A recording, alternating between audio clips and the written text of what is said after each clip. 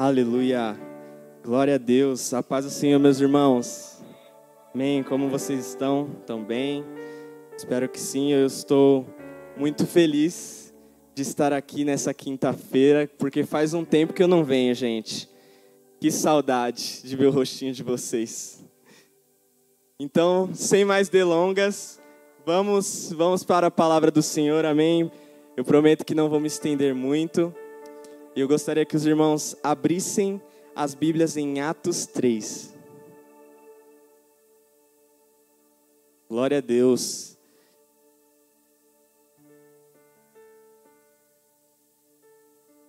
Todos acharam, amém?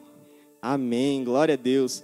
E aqui na minha Bíblia, o título está A Cura de um Mendigo Aleijado. Certo dia, Pedro e João estavam subindo ao templo na hora da oração, às 3 horas da tarde. Estava sendo levado para a porta do templo, chamada Formosa, um aleijado de nascença, que ali era colocado todos os dias para pedir esmolas aos que entravam no templo. Vendo que Pedro e João iam entrar no pátio do templo, pediu-lhes esmola. Pedro e João olharam bem para ele. E então Pedro disse: olha para nós. O homem olhou para eles com atenção, esperando receber deles alguma coisa. Disse Pedro: não tenho prata nem ouro, mas o que tenho, isto te dou. Em nome de Jesus Cristo, o Nazareno, ande. E segurando-o pela mão direita, ajudou-o a levantar-se, e imediatamente os pés e os tornozelos do homem ficaram firmes.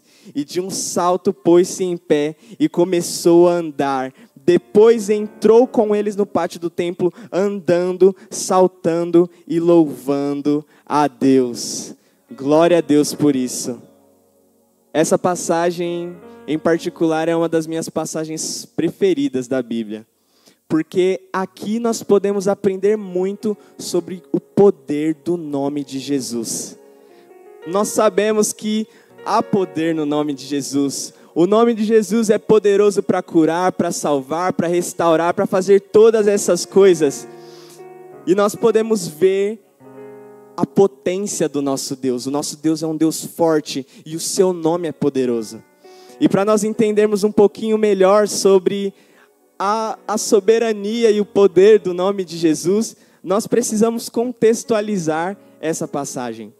Essa passagem se encontra ali em Atos 3 e como vocês vão na escola bíblica bereana, né, eu boto fé em vocês, como vocês leem a Bíblia de vocês, vocês sabem o que tem em Atos 2, gente? Tá fraco. O que tem em Atos 2? Pentecoste, isso mesmo. Varão soprando, misericórdia. Ainda bem que o pastor não tá, né? Porque senão... Ih, pastor. Desculpa aí. Deus te abençoe. Mas então, como vocês já falaram, né? Em Atos 2, um capítulo antes, nós temos a descida do Espírito Santo, o dia de Pentecoste, onde todos foram cheios, amém? Então, essa contextualização, era recente. Eles acabaram de passar pelo marco que foi o dia de Pentecostes. Eles estavam passando por este marco e o coração deles estava cheio. O coração deles estava cheio, eles acabaram de receber o Espírito Santo e todos eles estavam em comunhão com Deus, em comunhão uns com os outros. E ali acompanhava, no seio da igreja, aconteciam muitos milagres, muitas maravilhas, conversões, pessoas se entregavam a Cristo. E verdadeiramente nós podemos ver que há poder no nome de Jesus. Porque nesse momento o Senhor, Ele prova mais uma vez que Ele é fiel. Ele diz lá em Joel: derramarei do meu Espírito sobre toda a carne. E Ele é fiel para cumprir a sua promessa, amém? Ele é fiel. E após isso, começa a igreja. São os primeiros atos da igreja primitiva. E existe uma marca que é muito importante na igreja, que é a pregação ao nome de Jesus. Pedro, logo após esse mover do Espírito Santo, ele fala lá em Atos 2:22, acontecerá que todo aquele que invocar o nome do Senhor será salvo. Então Pedro, ele é enchido, está totalmente cheio do Espírito Santo para anunciar o nome poderoso de Jesus, que vem trazendo a salvação. Então Pedro, ele diz, olha, todo aquele que invocar o poderoso nome do Senhor, esse alcançará a salvação. E nós podemos ver quão poderoso é esse nome. E a igreja, ela precisa também ser marcada pela comunhão com o dono desse nome. Porque pregar sobre Cristo, eu posso pregar se eu estudar, se eu buscar ler ali, mas pregar a Cristo é só para quem vive com Cristo. Pregar a Cristo é só quem conhece, quem tem intimidade. E a marca da igreja é pregar a Cristo, porque nós somos convidados a viver em comunhão com o nosso Criador. E verdadeiramente, lá em 1 Coríntios, no capítulo 1, no versículo 9, fiel é Deus, o qual chamou a comunhão com seu Filho Jesus Cristo, nosso Senhor. Perdão, não, tá certo. Fiel é Deus. O nosso Deus, Ele é fiel e Ele não quebra aliança. E Ele verdadeiramente nos chamou para viver em comunhão com seu Filho Jesus Cristo, nosso Redentor. E verdadeiramente, a comunhão que nós devemos ter com o Senhor deve ser tão visceral, uma comunhão tão perenal, uma comunhão tão forte, que nós devemos ser conhecidos pelo nome dEle. Eu não sei se vocês já foram em cidade pequena assim, geralmente você pode chegar e falar assim, olha, eu sou tal pessoa, meu nome é Victor, mas o que eles vão perguntar para você? Tá, mas você é filho de quem? Você é filho de quem? De quem que você é filho? E verdadeiramente a nossa comunhão deve ser tão forte, a ponto de nós sermos associados a esse nome. Quando os varões aí casados, tinha o nome de solteiro e tinha o nome de casado, né? O nome de solteiro ali era o nome do seu pai e da sua mãe que juntou. Depois, o nome da sua esposa e vice-versa se torna o seu também. Ou não precisamos nem ir tão profundo assim, até mesmo no dia a dia. Quando nós olhamos, cadê? A Vera não veio hoje, né? Todo mundo sabe que a Vera é do Décio e o Décio é da Vera. Então a nossa comunhão com Deus, ela deve ser tão intensa, tão visceral, que nós seremos conhecidos pelo nome dEle. E faremos o nome dEle conhecido sobre essa geração. Então, nós devemos tomar essa posição de noiva. Sozinho eu era o Victor. Claudião, sozinho você era o Claudião, profeta, mas juntos nós somos a noiva de Cristo. Glória a Deus por isso. Então, nós precisamos nos empenhar em conhecer e prosseguir em conhecer, até que nós venhamos ser conhecidos pelo nome do Senhor Jesus, amém? E verdadeiramente, quando nós olhamos ali para o dia de Pentecostes, a comunhão, ela nos faz frutificar. É impossível eu viver em comunhão com Deus e não ter frutos. Porque quanto mais eu me aproximo, mais eu me achego do Senhor, mais Ele me capacita, mais Ele me poda, mais Ele me rega e me deixa pronto para frutificar. E o mais interessante disso é que se conhece a árvore pelos frutos. Eu, como sou leigo, eu não faço a mínima ideia. Esse tronco é de uma videira, essa raiz é de uma macieira, mas você sabe qual árvore é pelo fruto que ela dá. Se da uva é videira, se da maçã é macieira. Então nós devemos, porque isso não é um fardo, mas é uma oportunidade maravilhosa que o Senhor nos dá. Ele nos ajuda a colaborar para fazer o nome dele conhecido. Então o seu fruto fará o nome do Senhor conhecido. Então nos acheguemos ao Senhor de tal forma que nós estejamos colocados totalmente neles e Ele em nós, para que nós venhamos frutificar e levantar o nome do Senhor. Verdadeiramente, lá em João 15, no versículo 5, nós vemos: eu sou a videira verdadeira, e vocês são os ramos. Se alguém permanecer em mim, e eu nele, esse dará muito fruto, pois sem mim vocês não podem fazer coisas alguma. Então nós precisamos verdadeiramente viver essa comunhão para levantar o nome do Senhor. E os nossos frutos serão motivo de conhecimento do nome de Cristo, amém? Então é hora de frutificar, é hora de viver a comunhão e apresentar frutos. E quando nós vamos olhar, o nome do Senhor, Ele tem toda a autoridade. O nome do Senhor, Ele tem toda a autoridade, e no nome do Senhor são feitas grandes coisas, mas só tem autoridade quem tem intimidade. Eu posso proclamar o nome do Senhor sem ter intimidade com Ele, mas o Senhor tem reservado toda a autoridade do seu nome para aqueles que vão cada vez mais profundo e buscam cada vez mais a comunhão com o Senhor. Nós podemos ver, indo para essa passagem, que eles estavam indo fazer o que? Eles estavam indo orar. Eles estavam subindo, e a Bíblia ainda é bem específica: a hora da oração. E ainda é mais específica ainda, 3 horas da tarde, em algumas versões a hora nona.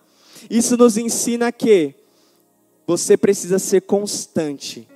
Porque não era apenas um evento para eles, existia a hora da oração, era constante. Todo dia, 3 horas da tarde, eu subo para orar. Eu entro no templo para orar. Eu entro no meu secreto para falar com Ele, porque não é só para bater horário não, mas é porque eu quero conhecer mais, eu quero me aproximar mais, eu quero viver mais, eu quero receber a autoridade que esse nome tem. E nós olhamos que todo milagre precede oração. Quanto mais nós oramos, mais nós vivemos a bondade de Deus. Quanto mais nós nos conectamos com Ele, mais nós podemos ver o seu poder, a sua bondade, a tua misericórdia. Então os 2 varões, eles estavam subindo para orar. E aí, estava lá o homem coxo. E a Bíblia diz que desde o seu nascimento ele se encontrava naquela situação.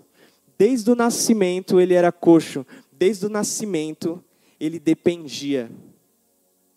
Desde o nascimento ele estava preso pelas cadeias da condição dele. Ele estava preso porque ele não podia fazer nada a respeito. E o mais importante é que a dor dele não era só física, mas ele tinha uma enfermidade na alma. Porque verdadeiramente ele estava ali há tanto tempo, talvez sendo rejeitado. As pessoas passavam para ele, desdenhavam dele. Então, ainda mais do que a dor física, a enfermidade, existia uma dor na alma. Porque verdadeiramente era aquilo que ele tinha que fazer para sobreviver. Ele estava preso nas condições dele e ele precisava mendigar para se sustentar. E tudo que as pessoas podiam fazer por ele era todo dia. Coloca ele para pedir. Passou o dia, coloca de novo. E era esse ciclo. Quando nós vamos lá para Atos 4, no versículo 22, está especificado lá que foram 40 anos. Então foram 40 anos nesse mesmo ciclo vicioso, ele era botado ali e ele pedia algumas esmolas. O outro dia se repetia, ele era botado ali. E ainda mais, o nome da porta do templo era Formosa. E ela não era, e esse nome não é coincidência não, porque era bonita e bonita mesmo. Era gloriosa. Então ele estava tão preso nas condições dele que ele estava fadado a olhar a glória de longe. Porque ele não podia entrar. Então ele estava estagnado ali, parado ali, e ele estava fadado a ver as pessoas entrando, saindo, passando por ele, e ele só podia avistar a glória lá de fora, na porta do templo. E quantas pessoas não se encontram assim?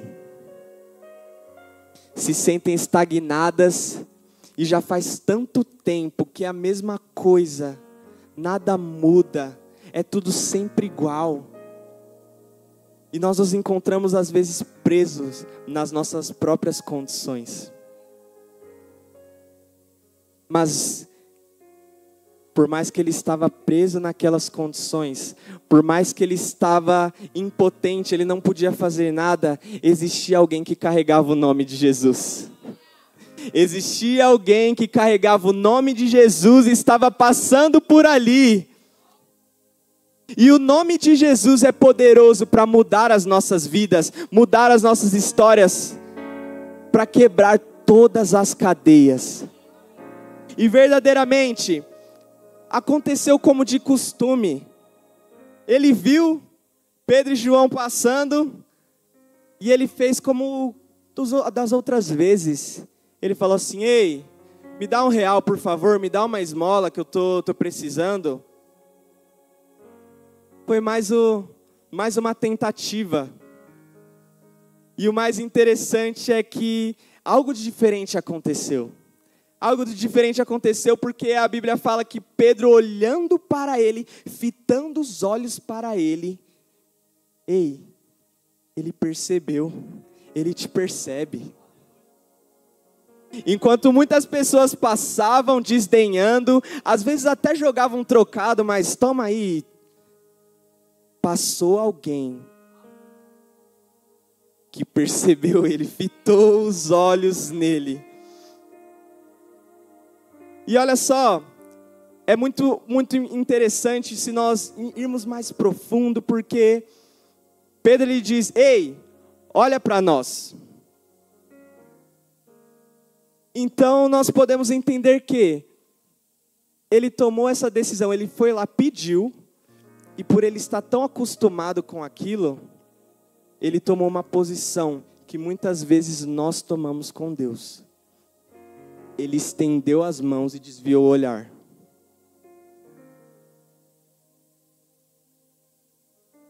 Ele estendeu as mãos e desviou o olhar. E quantas vezes nós não somos assim? Quantas vezes nós estamos tão presos que nós, verdadeiramente, é muito mais fácil desfrutar das bênçãos do que da própria presença. Quantas vezes nós não estendemos as nossas mãos e desviamos os olhos. Mas o mais importante entra aqui agora, e ele diz: ei, olha para nós. Olha para nós. E ele olhando, Pedro disse: olha, eu não tenho ouro nem prata. E a Bíblia não diz isso, mas eu acredito que naquele momento, o que ele levantou a cabeça, ele abaixou na mesma velocidade. Como assim? É a única coisa que eu estou procurando. Eu quero algum trocado, algum sustento. É a única coisa que eu estou pedindo. E esse cara vem aqui e fala que não tem. Era a única coisa que ele achava que precisava. Era a única coisa que ele havia pedido por 40 anos. Meu, se você não tem, dá mais espaço aí, sai fora, meu. Deixa eu continuar aqui na minha rotina pedindo, porque talvez outra pessoa tenha. Mas, quando se tem o nome de Jesus, e verdadeiramente, quantas vezes nós vivemos assim?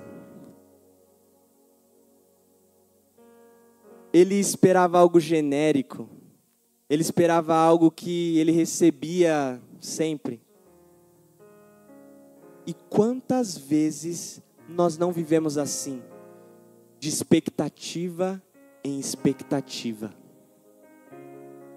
Ele vivia de expectativa em expectativa, por quê? Porque se esse não me deu, talvez o outro me dê, ou talvez este eu acho que não vou conseguir nada. E quantas vezes nós nos encontramos assim, vivendo de expectativa em expectativa?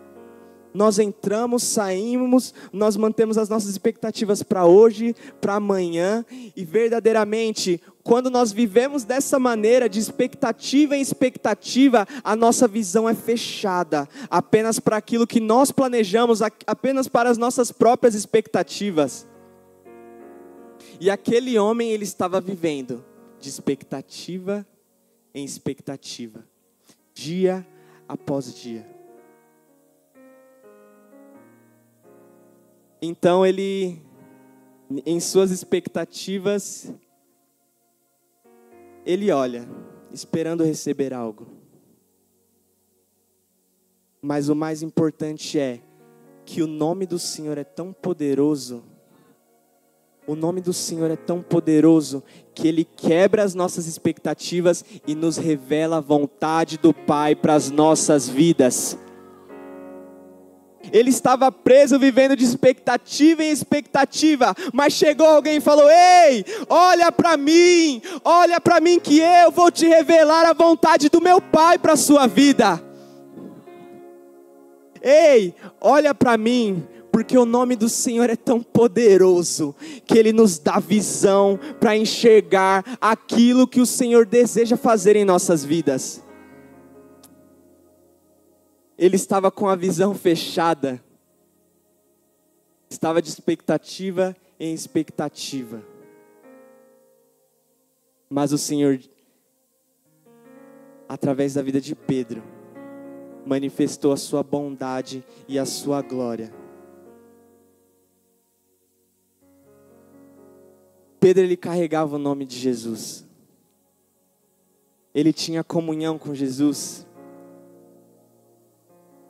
E pela autoridade do nome de Jesus, ele disse: levanta e anda. E a Bíblia diz, olha que maravilhoso, naquele mesmo momento, ele o tomou pela mão direita, os seus pés e os seus tornozelos se firmaram, e aquele que estava estagnado por 40 anos ali, ele se levantou, e foi andando, saltando, adorando, glorificando o nome do Senhor, e aquele que estava ali, ó, vendo a glória de fora, agora ele é convidado para entrar, e habitar ali onde Deus estava habitando. Aquele que via a glória só de fora, ele foi convidado para adentrar a presença. Louvado seja o nome do Senhor. Então muitas vezes, nós precisamos olhar para o Senhor, porque Ele se responsabiliza pelo resto. Muitas vezes cansados, muitas vezes abatidos, mas quando nós olhamos para Ele, Ele nos revela a sua perfeita vontade para nós. E verdadeiramente, muitas vezes nós pedimos, muitas vezes nós achamos que nós sabemos o que é melhor para nós, assim como aquele homem. Naquele momento ele estava pedindo o que ele achava que precisava. Ele estava pedindo o que ele achava que precisava. Mas o nome de Jesus quebrou as expectativas dele e revelou a vontade do Pai para a vida dele. E quando nós olhamos para isso e aplicamos em nossas vidas, Muitas vezes o Senhor diz: ei, olha para mim e viva a minha vontade. Ou o Senhor pode nos dizer: ei, eu sou o dono do ouro e da prata, eu tenho todas as coisas, tudo é meu, mas o que eu tenho preparado para você, o que eu tenho preparado para você, vai firmar os seus pés, vai firmar os seus tornozelos, e vai te tirar de onde você está estagnado, para te levar a um lugar da minha presença maior comunhão comigo. Então o Senhor nos convida: ei, olha para mim, porque o que eu tenho para você é melhor, o que eu tenho para você vai te levar mais longe.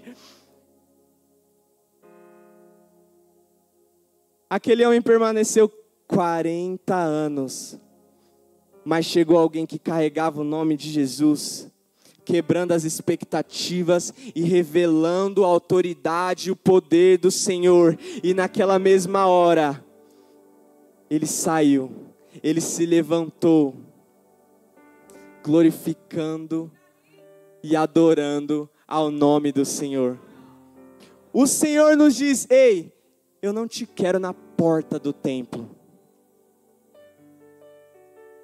Eu não te quero estagnado na porta do templo, apenas olhando a porta formosa, apenas enxergando a glória de longe, mas eu te convido: ei, vem para dentro, levanta, anda e vem para dentro, cada vez mais profundo na minha presença, cada vez mais profundo em mim, e cada vez sendo conhecido e fazendo conhecido o nome do Senhor, revestido de autoridade, não só para que a sua vida seja abençoada, mas para que a vida de todas as outras pessoas à sua volta sejam abençoadas. O nome do Senhor é poderoso para quebrar as nossas expectativas e nos revelar a vontade que Ele tem para nós. Os músicos já podem vir, que está pitando ali, gente. Já é hora de acabar. E para terminar, pode subir ver. E para terminar, nós podemos perceber que o nome do Senhor é poderoso. E lá em Filipenses, no capítulo 2, a Bíblia diz que, mesmo Ele sendo em forma de Deus, não se usurpou por ser igual a Deus. Por mais que Ele fosse o Filho do Deus vivo, Ele não achou que isso fosse algo que Ele tivesse que se agarrar. Mas Ele foi obediente, Ele se humilhou, Ele se tornou carne, Ele se aniquilou e foi obediente até o fim, até a morte e morte de cruz. Mas sabe o que é melhor ainda?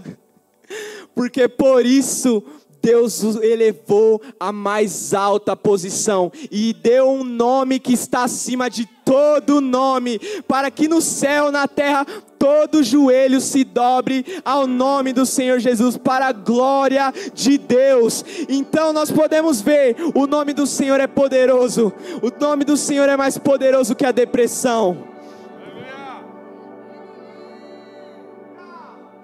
O nome do Senhor é mais poderoso do que a letargia espiritual. O nome do Senhor é mais poderoso do que as nossas expectativas terrenas. Muitas vezes nós achamos: ei, não tem mais jeito. Não tem mais jeito. Mas existe um nome que está acima de todo nome, e é dado a Ele toda a autoridade no céu, na terra e debaixo da terra, para fazer todas as coisas. Aleluia! O nome do Senhor está acima de toda corrupção. O nome do Senhor está acima das drogas. Só o nome do Senhor, só este precioso nome, poderoso nome, que pode transformar as nossas vidas. Aleluia! Neste momento, se coloque de pé.